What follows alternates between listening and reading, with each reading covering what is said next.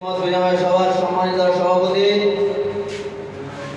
এই কোলপুরারে পরিচিত আমাদের শহরের প্রিয় মুখ জনাব কৃষ্ণাদি প্রধান অতিথি হিসেবে উপস্থিত আছেন চট্টগ্রাম দক্ষিণ জেলা বিএনপির সম্মানিত সদস্য জনাব জাকির আহমেদ ভাই, বিশেষ অতিথি হিসেবে আছেন আনোয়ার জেলা বিএনপির সাবেক সদস্য আনোয়ার জেলা বিএনপি নেতা বিশিষ্ট ব্যবসায়ী জনাব ভাই, আমাদের মধ্যে উপস্থিত আছেন আলম চাঁদুর ইউনিয়ন পরিষদের গ্রাম সালিশকারীর প্রধান ভারপ্রাপ্ত চেয়ারম্যান জনাব আবুল মনসুর ও আপনাদের এলাকার পরিচিত কৃষি সন্তান এই স্কুলের ছাত্র জনাব ফরিদ আহমেদ ভাই, ইসলাম বিএনপি নেতা কেয়ার মোহাম্মদ ভাই, শ্রমিক দল নেতা সেলিম শুকুর ও ফারুক সহ রমজান ভাই, আব্দুল ভাই সহ ও এলাকার সম্মানিত কোলপুরা ওয়ার্ডের সম্মানিত ভাইরা বক্তব্য প্রোগ্রামে আমার কালাম ও নমস্কার গ্রহণ করুন। ভাইরা আমার কথা একটাই, এই বিগত 17 বছর আমরা যে সরকারের অধীনে ছিলাম, এই সরকার মানুষের উপর যে জুলুম নির্যাতন করেছে, যে স্টিম রোলার চালিয়েছে, সেখানে শুধু মুসলমান না, আপনারা হিন্দু সেই স্টিম রোলারের শিকার। আপনারা আপনাদের ভোট দিতে পারেন নাই, আপনাদের ভোট আরেকজন দিয়ে ফেলছে। সকালবেলা উঠে দেখেছেন আপনাদের ভোট হয়ে গেছে। তাই আমি বলতে চাই, আমাদের আগামী প্রধানমন্ত্রী বাংলাদেশের তারুণ্যের অহংকার, বাংলাদেশ জাতীয়তাবাদী দল বিএনপির ভারপ্রাপ্ত চেয়ারম্যান জনাব তারেক রহমানের একটাই নির্দেশনা, বাংলাদেশে কোনো সংখ্যালঘু থাকবে না, কোনো সংখ্যাগুরু থাকবে না, সবার পরিচয় হবে একটা, আমরা সবাই বাংলাদেশি, আমরা বাংলাদেশের জনগণ।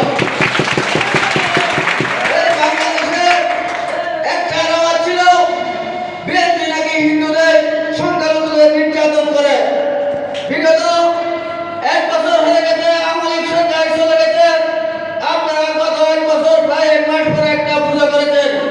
আপনাদের পূজাতে এই তারেক রহমানের নির্দেশে প্রত্যেকটা পূজা মণ্ডপে ছাত্রদল, বিএনপি, যুবদল নেতারা পাহারা দিয়েছেন যেন আপনাদের কোনো পূজা মণ্ডপে আঘাত না লাগে। কারণ আপনাদের ছাত্রদলের বিএনপির উপর ভোট করে আওয়ামী লীগের নেতারা এই পূজা মণ্ডপ ভঙ্গ করে বিএনপির উপর দূর চাপিয়ে দেয়। সামনে নির্বাচন আসতেছে, সামনে যে পূজা আসতেছে, আপনাদের পূজার জন্য সর্বোচ্চ সহযোগিতা বাংলাদেশ জাতীয়তাবাদী দল করবে। বাংলাদেশে কোন পূজা মণ্ডপে তারেক রহমান নির্দেশে আনোয়ারা পশ্চিম পটিয়াতে লায়ন হেলালুদ্দিন প্রত্যেক এলাকায় একটা একটা টিম করে দেবে যেন আনোয়ারা মণ্ডপগুলির কোনো পূজা মণ্ডপে প্রত্যেকটা পূজা মণ্ডপে ছাত্রদল, যুবদল, বিএনপি এসরা পাহারা থাকবে। প্রশাসন তো পাহারা থাকবেই, প্রশাসনের পাশাপাশি ছাত্রদল, যুবদল, বিএনপি সবাই পাহারায় নিযুক্ত থাকবে। ভাইরা আমার, এখানে বিএনপির মধ্যে ট্যাগ লাগায়, বিএনপি সব সময় হিন্দুদের পাশে থাকে। হিন্দুদের সম্পত্তি কারা খাইছে আপনারা দেখেন, হিন্দুদের সম্পত্তি খাইছে সব আওয়ামী লীগের বড় বড় হুন্ডা চুমরারা, যারা জমিদারের সম্পত্তি।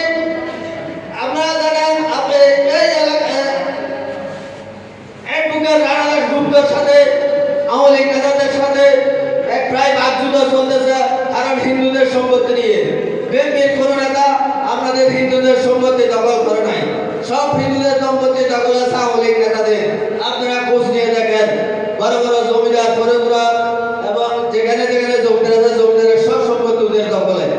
তাই আমি বলতেছি, আগামীতে আমাদের গানের শীষ মার্কা নিয়ে আপনাদের পাশে লায়ন হেলালুদ্দিন ভাই আসবেন, আপনাদেরকে সর্বোচ্চ সহযোগিতা করবেন। আপনাদের যে ডিজে কার্ড আছে, বয়স্ক ভাতা, বৃদ্ধ ভাতা সব অনলাইনে আপনারা আবেদন করে রাখবেন। যাদের বয়স 64 হয়েছে, যাদের মেয়েদের বয়স 60, ছেলেদের বয়স 65, যাদের হয়েছে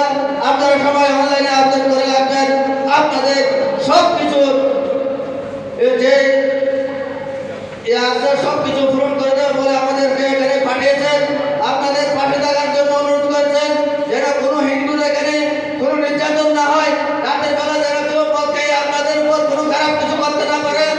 যারা গাঁজা মদ যেগুলো হয় আপনারা প্রয়োজনে ত্রিপল লাইনে কল দেবেন, প্রয়োজনে আমরা তারা রসিকে কল দেবেন, সব সহযোগিতা বিএনপি আপনাদের করবে। এই হিন্দুরা যাতে কোনো অসুবিধা না হয় সব কিছুর পাশে আমাদের লাইন হেলাল ভাই থাকবে। আপনারা শুধু একটা জিনিস সবসময় খেয়াল করবেন, আগামীতে যে নির্বাচন আসবে সেই নির্বাচনে লাইন হেলাল উদ্দিন ভাইকে ধানের শীষ মার্কায় ভোট দিয়ে জয়যুক্ত করবেন। ইনশাআল্লাহ আমরা আপনাদের পাশে সব সময় থাকবো।